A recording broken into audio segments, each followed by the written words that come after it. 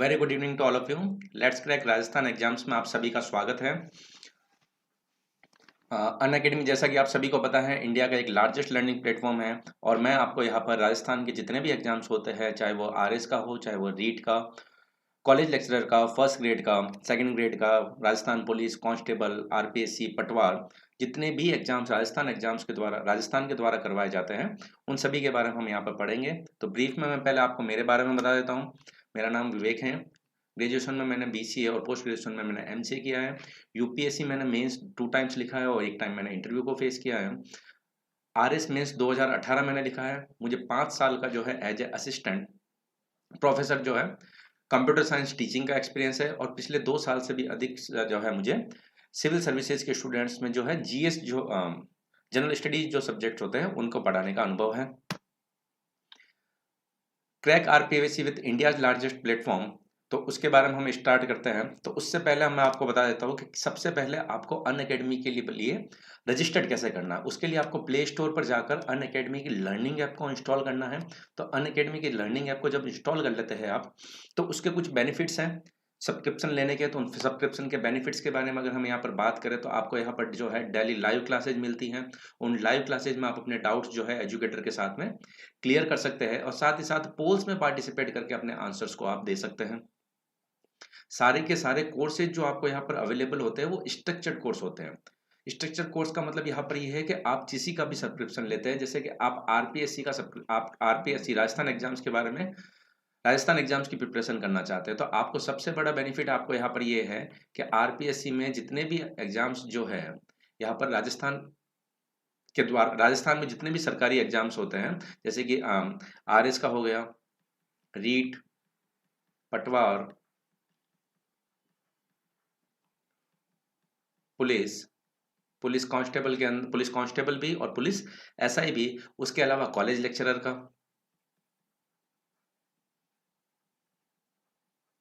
Teaching में अगर हम यहाँ पर बात करें तो first grade second grade teaching का भी यहाँ पर जो है जो भी आप कोर्स करते हैं यहाँ पर कंप्लीट एक ही साथ में आपको सारे के सारे राजस्थान एग्जाम्स के बारे में आपको यहाँ पर जानकारी मिलती है और सारे के सारे कोर्सेज जो है स्ट्रक्चर्ड कोर्स है। लाइव टेस्ट एंड क्विजेज आपको अनलिमिटेड मिलती है ताकि टाइम टू टाइम जो है आप अपने आप को इवेल्यूएट कर सकें। और सबसे मेन इंपॉर्टेंट फीचर इसका ये है कि ये अनलिमिटेड एक्सेस, मतलब कि राजस्थान एग्जाम्स में अंदर जितनी भी फैकल्टीज आपको पढ़ा रही है आप उन सभी को अनलिमिटेड टाइम एक्सेस कर सकते हैं। मतलब कि पहले जो लेक्चर्स हो चुके हैं उनको आप रिकॉर्डेड फॉर्म में देख सकते हैं और प्रेजेंट में जो लेक्चर चल रहे हैं उनको आप लाइव लेक्चर्स में आप उनको देख सकते हैं। इसके सब्सक्रिप्शन की अगर मैं आपको बात करूं तो मेरा सजेशन आप लोगों को 1 ईयर या 2 ईयर का रहेगा। 2 ईयर आप लोगों के लिए ज़्यादा इकोनॉमिक होगा। 1 ईयर का जो सब्सक्रिप्शन है आपको 7,000 रुपीज़ का है और 2 ईयर का जो सब्सक्रिप्शन है वो 7,000 रुपये का और 8,400 रुपीज़ का, मतलब कि 8,400 रुपये का है। लेकिन अगर आप VAISH10 एक रेफरल कोड को उपयोग करते हैं तो आपको 10% जो है इंस्टेंट डिस्काउंट मिलता है और 7,000 का कोर्स में से 700 रुपये कम होकर आपको 6,300 रुपये में 1 साल का सब्सक्रिप्शन और 2 साल का जो सब्सक्रिप्शन है आपको 7,560 रुपये में अवेलेबल यहाँ पर हो जाता है। अगर आपको जो है एक साथ में पे नहीं कर सकते, ईएमआई में जो है इसकी नॉर्मल ईएमआई आएगी और नो कॉस्ट ईएमआई है, तो उसको आप जरूर ज्वाइन कर सकते हैं।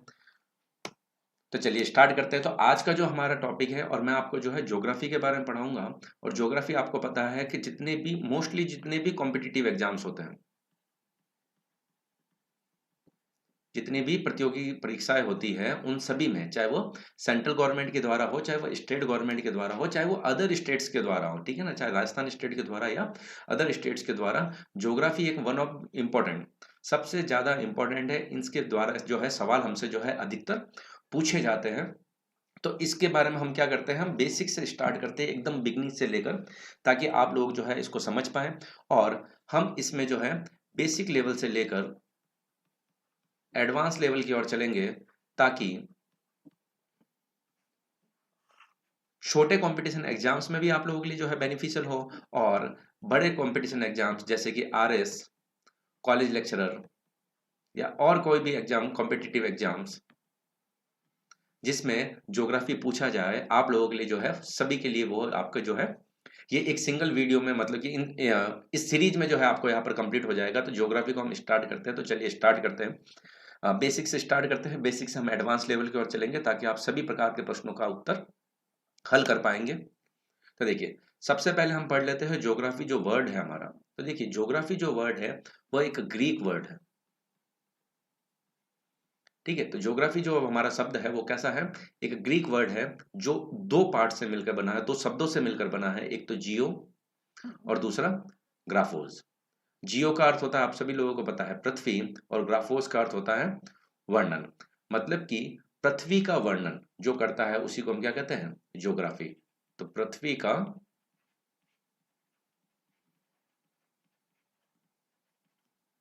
वर्णन जो होता है हमारा ज्योग्राफी। और ज्योग्राफी शब्द का सर्वप्रथम जो प्रयोग की अगर हम यहाँ पर बात करें तो वो किसने, इरेटोस्थनीज ने किया था, और इन्होंने जियोग्राफिया नामक एक पुस्तक लिखी थी। ज्योग्राफिया नामक एक पुस्तक जो है इरेटोस्थनीज ने लिखी थी, और सबसे पहले भूगोल शब्द का प्रयोग जो है, ज्योग्राफी शब्द का प्रयोग जो है इन्होंने किया था। तो भूगोल के पिता भी इनको कहा जाता है। ज्योग्राफी में जो है भूगोल के पिता जो है किनको कहा जाता है, इरेटोस्थनीज को जो है भूगोल का पिता भी यहाँ पर कहा जाता है। दूसरा अगर हम यहाँ पर बात करें तो आधुनिक भूगोल का जनक, तो आधुनिक भूगोल का जो जनक है उनको किसको कहा जाता है, अलेक्जेंडर वॉन हम्बोल्ट को जो है हमारा यहाँ पर आधुनिक भूगोल का जनक कहते हैं। तो अलेक्जेंडर वॉन हम्बोल्ट जो है हमारे आधुनिक भूगोल के जनक हैं, और इरेटोस्थनीज जो है हमारे यहाँ पर भूगोल शब्द का जो है सर्वप्रथम प्रयोग इन्होंने भी किया था, और भूगोल के पिता भी जो है किनको कहा जाता है, इरेटोस्थनीज को ही कहा जाता है। तो आपके यहाँ पर दो प्रश्न तो यहाँ पर एकदम एकदम क्लियर हो जाते हैं। पहला कि भूगोल के पिता की अगर हम यहाँ पर बात करें तो इरेटोस्थनीज, और आधुनिक भूगोल के अगर जनक की हम बात करें तो अलेक्जेंडर वॉन हम्बोल्ट को कहा जाता है। साथ ही अगर हम बात करें तो ज्योग्राफी कैसा एक ग्रीक वर्ड है, जियो और ग्राफोज, मतलब कि पृथ्वी का वर्णन जो होता है वो क्या होता है, ज्योग्राफी के अंतर्गत हम पढ़ते हैं। अब हम कुछ और टर्मिनोलॉजीज को हम यहाँ पर देखते हैं। तो जैसे कि आपने सुना होगा जियोलॉजिया, जियोलॉजिया का मतलब होता है पृथ्वी का अध्ययन। जियोमेट्रिया, जियोमेट्रिया का मतलब होता है पृथ्वी का मापन। पृथ्वी का अध्ययन का मतलब यहाँ पर यह है कि पृथ्वी पर हम किस प्रकार से अध्ययन करते हैं, मतलब कि यहाँ पर अगर हम बात करें जैसे कि हमारी ये अर्थ है, ठीक है। तो अर्थ सरफेस पे हमने क्या किया, जैसे कि अगर हम आप लोगों को पता हो कि जैसे कि हम बात करते हैं उष्ण कटिबंधीय या ट्रॉपिकल जोन की, तो जो कर्क रेखा और मकर रेखा के बीच में 23.5 नॉर्दर्न हेमिस्फीयर, 23.5 डिग्री उत्तरी अक्षांश और 23.5 डिग्री दक्षिणी अक्षांश के बीच में जो है वो हमारा क्या है, ट्रॉपिकल जोन या उष्ण कटिबंधीय क्षेत्र।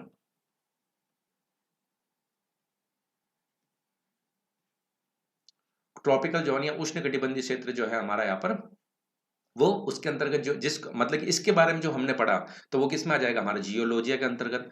पृथ्वी का मापन, पृथ्वी का मापन का मतलब ये हो गया जैसे कि हमने इक्वेटर की लेंथ माप ली, ठीक है, ट्रॉपिक ऑफ कैंसर की लेंथ माप ली, ठीक है। तो इस प्रकार से जो है तो वो हमने जो मापन जो हम कर रहे हैं यहाँ पर वो हमारे क्या हो गया, जियोमेट्रिया के अंतर्गत आता है। और जियोइड एक इंपॉर्टेंट टर्मिनोलॉजी होती है जिसको हम क्या कहते हैं, पृथ्वी के अनुरूप, मतलब कि हमारी पृथ्वी जो है किसकी जैसी है, पृथ्वी जो है हमारे स्वयं पृथ्वी की जैसी है। जियोइड को हम क्या कहते हैं, भू भू आप कहते हैं, या फिर हम इसको क्या कहते हैं, भूआब या गोलाब के नाम से भी हम इसको जानते हैं। तो जियोलॉजिया, जियोमेट्रिया एंड जियोइड यहाँ पर हमने देखा। अब हम बात करते हैं यहाँ पर अर्थ सरफेस की।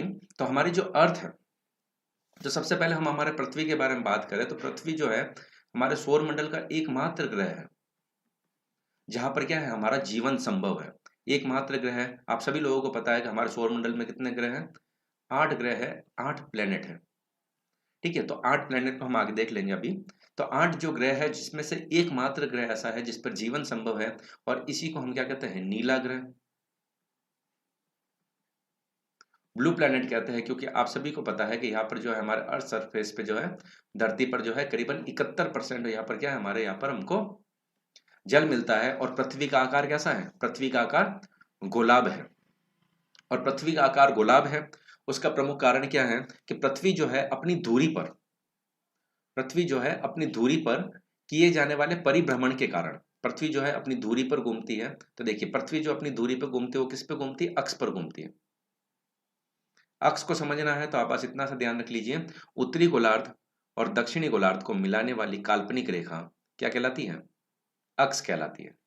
उत्तरी गोलार्ध और दक्षिणी गोलार्ध को मिलाने वाली काल्पनिक रेखा क्या कहलाती है, अक्ष कहलाती हैं। तो पृथ्वी जब अपने अक्ष पर घूमती है तो उसकी वजह से क्या होता है, सेंट्रीफ्यूगल फोर्स उत्पन्न लगता है। यहाँ पर क्या लगेगा, अपकेंद्रीय बल लगेगा, जिसको हम क्या कहते हैं,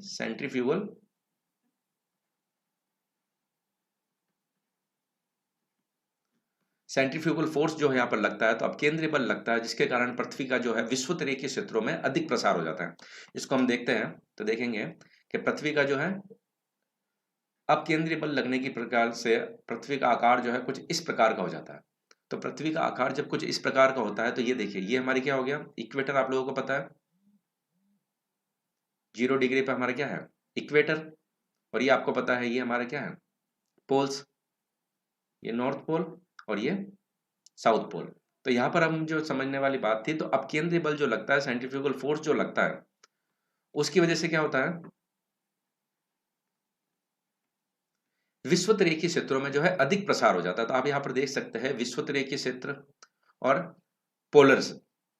तो विषुवत रेखीय क्षेत्रों में, जिसको अगर मान लेते हैं विषुवत रेखीय त्रिज्या जो है, इक्वेटोरियल रेडियस जो है हमारी आर को अगर डिनोट करते हैं, और पोलर रेडियस को हम R1 से डिनोट करते हैं, तो हम यहाँ पर ये कह सकते हैं R is greater than R1।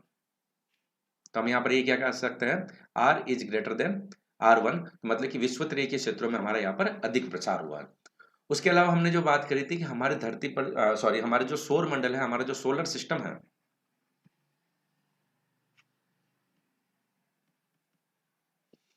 उस सोलर सिस्टम मतलब कि सौर मंडल में जो हमारे कितने ग्रह हैं, उस सौर मंडल में जो है हमारे 8 ग्रह है। तो उसको भी हम देख लेते हैं एक बार, इसको मैं रफ कर देता हूं।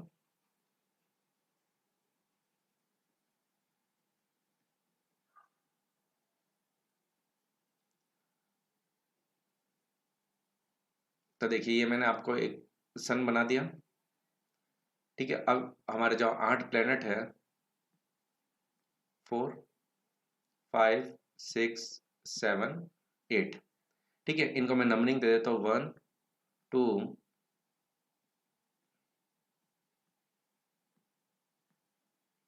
ये 8 मैंने नंबरिंग दे दी। अगर आप लोगों को पता हो तो हमारे पहले जो है 9 प्लेनेट कहा जाता था, 9 प्लेनेट थे हमारे सोलर सिस्टम में, हमारे सौर मंडल में 9 ग्रह थे। लेकिन अगर आपको पता हो तो 24 अगस्त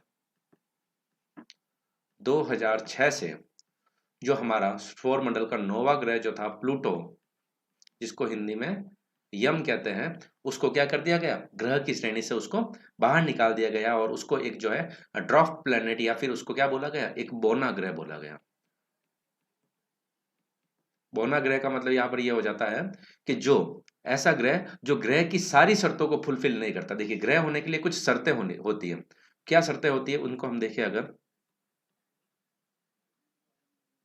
ग्रह के लिए कुछ टर्म्स एंड कंडीशन है, ग्रह होने के लिए क्या क्या होना चाहिए, तो देख ग्रह होने के लिए सबसे पहले जो है उस पिंड का जो है खुद का स्वयं का कुछ भार द्रव्यमान होना चाहिए। जो भी पिंड है उस भार और द्रव्यमान होने की वजह से उसमें क्या होगा, गुरुत्वाकर्षण होगा, और गुरुत्वाकर्षण के कारण जो है एक लगभग गोलाकार आकार जो है वो ले लेगा।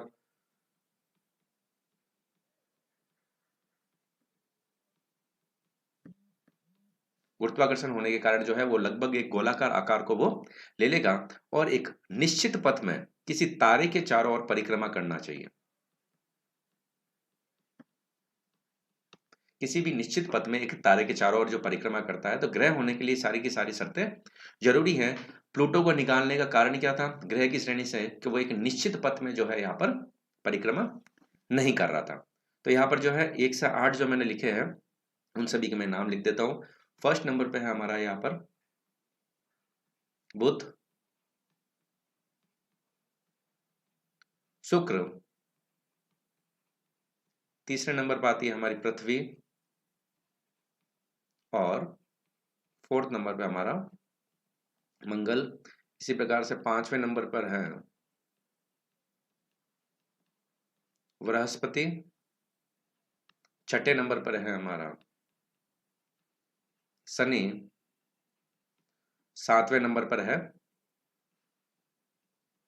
अरुण, और 8वें नंबर पर है वरुण। तो आप यहाँ पर देखेंगे तो आप देखिए इनके नाम जो है, आप इनकी जो है अंग्रेजी में भी नाम याद रखें। बुध को कहते हैं मरकरी, शुक्र को वीनस, पृथ्वी को अर्थ, मंगल को मार्स, जुपिटर, सैटर्न,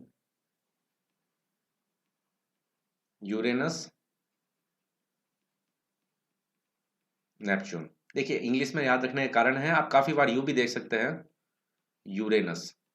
तो आपको अरुण तो पता, अगर यूरेनस नहीं पता है तो आप यहाँ पर ध्यान रख सकते हैं। तो ये जो है सूर्य से जो है जिस प्रकार से दूरी बढ़ती जाती है उस प्रकार से जो है हमारे यहाँ 8 ग्रह हैं, mercury, Venus, earth, Mars, Jupiter, Saturn, Uranus and Neptune. अगर आप लोगों को पता हो तो क्लास 6 की एनसीईआरटी में एक लाइन दे रखी है, माय वेरी एफिशिएंट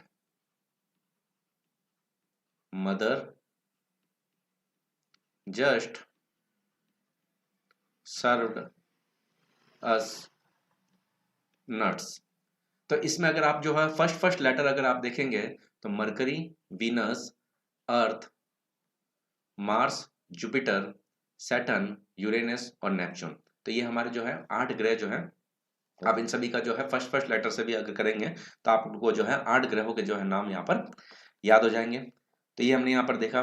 तो हम जो यहाँ पर पढ़ रहे थे अर्थ के जो है अपकेंद्रीय बल के होने, अपकेंद्रीय बल के प्रसार, अपकेंद्रीय बल लगता है उसके कारण से जो है विषुवत रेखीय क्षेत्रों में जो है अधिक प्रसार हो जाता है।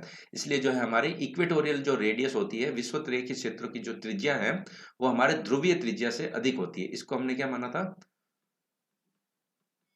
विषुवतीय त्रिज्या, और इसको हम क्या मान रहे हैं, ध्रुवीय त्रिज्या।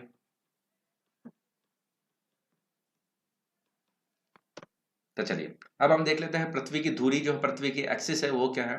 तो देखिए दूरी क्या होती है, वह काल्पनिक रेखा जिसके चारों ओर पृथ्वी जो है परिक्रमण करती हुई प्रतीत होती है उसको हम क्या कहते हैं, दूरी कहते हैं। सॉरी, परिक्रमण नहीं, परिभ्रमण। तो देखिए परिभ्रमण क्या होता है, परिभ्रमण का मतलब ये होता है पृथ्वी का अपने अक्ष पर घूमना। तो परिभ्रमण को हम क्या कहते हैं, घूर्णन भी कहते हैं।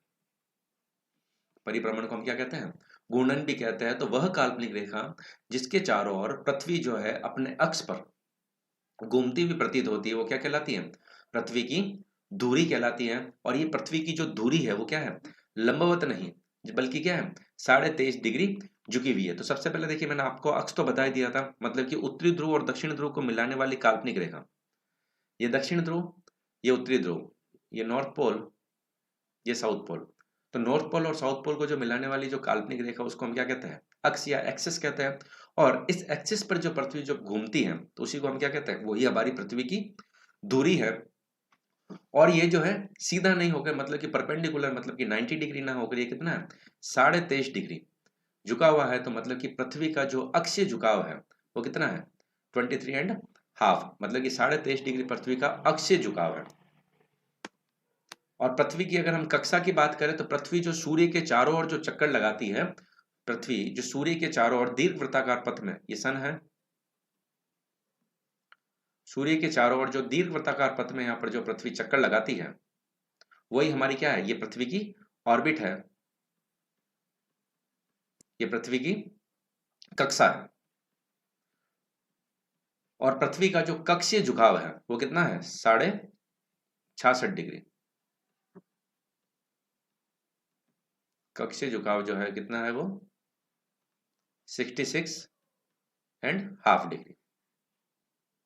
ठीक है। तो पृथ्वी जो है वह स्थायी मार्ग जिस पर चलते हुए पृथ्वी सूर्य के चारों ओर परिक्रमण करती है, परिक्रमण का मतलब परिक्रमा करती है, चारों ओर घूमती है, वह पृथ्वी की क्या कहलाती है, कक्षा कहलाती है, ऑर्बिट ऑफ अर्थ कहलाता है।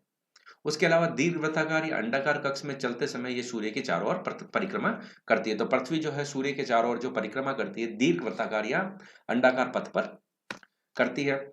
उसके अलावा हम यहाँ पर देखते हैं पृथ्वी के द्वारा की जाने वाली गतियां। तो देखिए पृथ्वी के द्वारा 2 प्रकार की गतियां की जाती हैं, एक तो रोटेशन और एक रिवॉल्यूशन, परिभ्रमण और एक परिक्रमण। तो देखिए परिभ्रमण, इसको हम क्या कहते हैं, घूर्णन गति भी कहते हैं। ऐसी गति मतलब कि जो पृथ्वी अपने अक्ष पर घूमती है और ऐसी गति जो पृथ्वी क्या करती है, सूर्य के चारों ओर,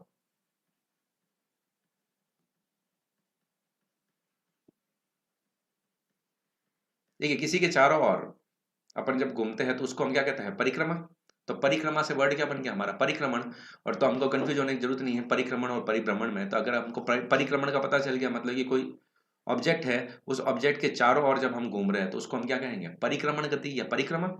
और रिमेनिंग जो हमारा रह गया वो क्या हो गया हमारा, रोटेशन या फिर परिभ्रमण गति या फिर घूर्णन गति के नाम से उसको हम जानते हैं।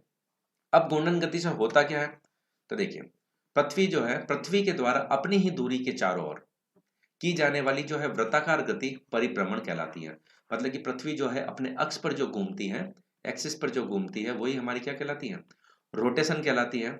और एक परिभ्रमण को पूरा करने में 23 घंटे 56 मिनट और 4 सेकंड का समय लगता है। मतलब कि यहाँ पर जो है परिभ्रमण की बात करें, मतलब कि पृथ्वी जो है एक चक्कर पूरा जो लगाती है अपनी दूरी पर, वो जो है उसमें कितना समय लगाती है, 23 घंटे 56 मिनट और 4 सेकंड का वो जो है समय लगाती है। अब इसके जो है इफेक्ट क्या क्या होता है, इसके प्रभाव क्या क्या होते हैं, तो इसके बारे में अगर हम यहाँ पर बात करें तो परिभ्रमण जो है, परिभ्रमण के कारण क्या होता है, एक तो दिन व रात का निर्माण होता है, पहली चीज ये। दूसरा क्लो दूसरी चीज, परिभ्रमण के कारण ही क्या होता है, कोरियोलिस फोर्स उत्पन्न होता है, जो वस्तुओं को उत्तरी गोलार्ध में दाहिनी साइड और दक्षिणी गोलार्ध में जो है बाई साइड मोड़ देता है। परिभ्रमण के कारण ही जो हमारे क्या होता है, कोरियोलिस फोर्स होता है, जो क्या करता है उत्तरी गोलार्ध में, ये मान लेते हैं हमारी अर्थ है, तो उत्तरी गोलार्ध में जैसे मान लीजिए ऐसी कोई चीज सीधी जा रही है, तो उसको क्या करेगा, राइट हैंड साइड मोड़ देगा। और इसी प्रकार से अगर हम दक्षिणी गोलार्ध की बात करें, अगर ऐसे कोई चीज सीधी आ रही है तो उसको वो क्या करेगा, लेफ्ट हैंड साइड में मोड़ देगा। मतलब कि उत्तरी गोलार्ध में वस्तुओं को राइट हैंड साइड में और दक्षिणी गोलार्ध में वस्तुओं को जो है वो लेफ्ट हैंड साइड में मोड़ देगा। यही हमारा क्या है, फेरल का नियम। यही हमारा क्या है, फेरल का नियम। तो यही हमारा क्या है, परिभ्रमण का है यहाँ पर प्रभाव होता है। उसके अलावा अगर हम बात करें तो जो हमारा कोरियोलिस फोर्स है वो इक्वेटर पे क्या होता है, जीरो होता है। और जैसे जैसे हम जो है पोल्स की ओर बढ़ते जाते हैं उसका मान क्या होता जाता है, बढ़ता जाता है। और ध्रुवों पर उसका मान जो है सर्वाधिक होता है। कोरियोलिस फोर्स का मान जो है इक्वेटर पे क्या होता है, हमेशा जीरो।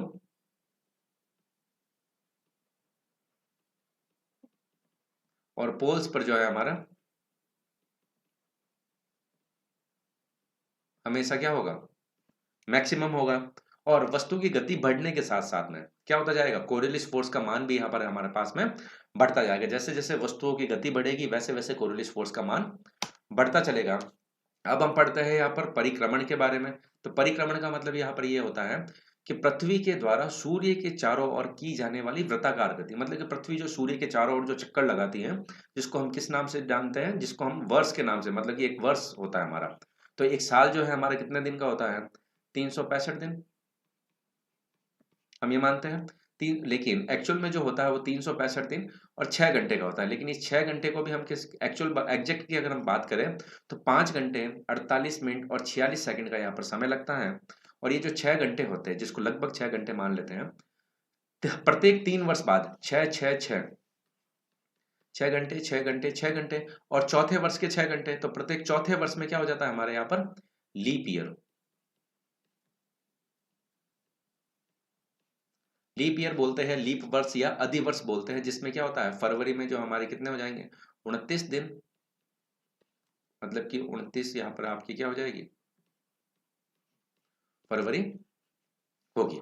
और पृथ्वी जो है यहाँ पर सूर्य के चारों ओर जो चक्कर लगाती है, तो वो पश्चिम से पूर्व दिशा की ओर चलते हुए पश्चिम जो है यहाँ पर परिक्रमा को पूरा करती है हमारी पृथ्वी। तो इसकी वजह से ही जो है हमारे यहाँ पर ऋतुओं का निर्माण होता है।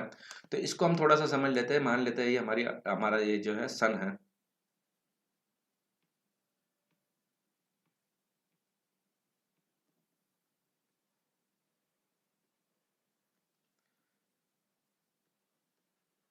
उम्मीद करता हूँ दिखाई दे रहा होगा।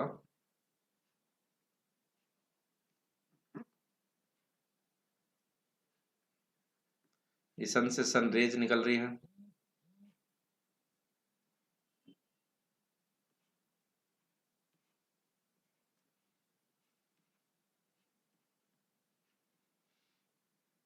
तो चलिए स्टार्ट करते हैं, इसको हम समझते हैं कि पृथ्वी जो सूर्य के चारों ओर जो परिक्रमा कर रही है उसमें किस प्रकार से वो प्रतीत होती है।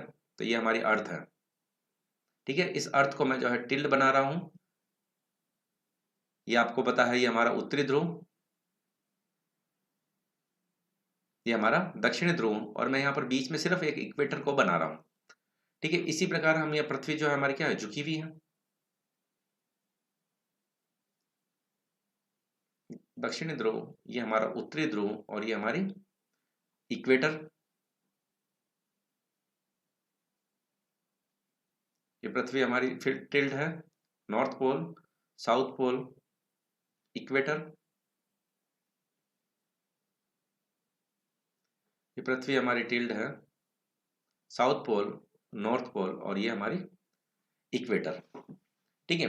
तो यहाँ पर अगर हम यहाँ पर बात करें तो देखिए, आप यहाँ पर देख सकते हैं जो सूर्य की किरणें हैं उत्तरी गोलार्ध पर यहाँ पर नहीं पड़ रही है। तो उत्तरी गोलार्ध पर जब सूर्य की किरणें नहीं पड़ती है, और आप सभी लोगों को पता है कि हमारा जो भारत है वो कहाँ पर है, नॉर्थ ईस्ट में है, ठीक है ना। ग्लोब में अगर हम बात करें तो नॉर्थ ईस्ट में, मतलब कि नॉर्दर्न हेमिस्फीयर में, मतलब कि उत्तरी गोलार्ध में है। तो उत्तरी गोलार्ध पे जब सूर्य की किरणें नहीं पड़ती है तो ये दिन हमारा कौन सा है,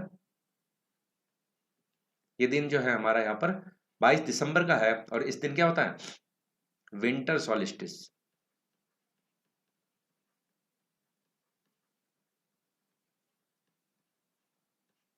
जिसको हम क्या कहते हैं, शीत अयनात,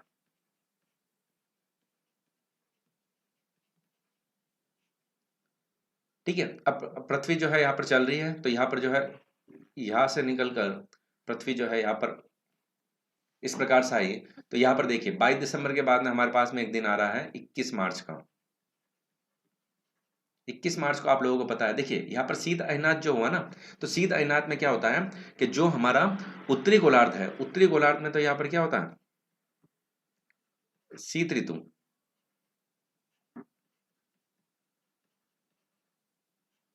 और दक्षिणी गोलार्ध में हमारे यहाँ पर क्या होती है,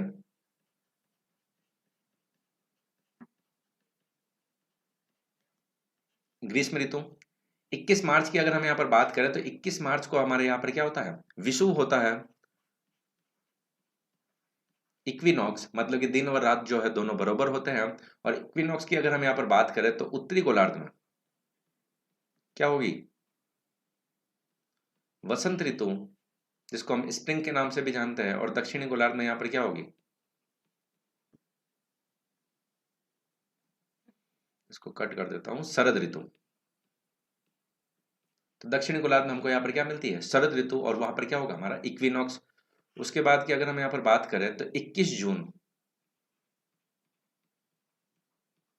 तो 21 जून को यहाँ पर क्या होगा हमारे पास में, 21 जून को ग्रीष्म अयनात,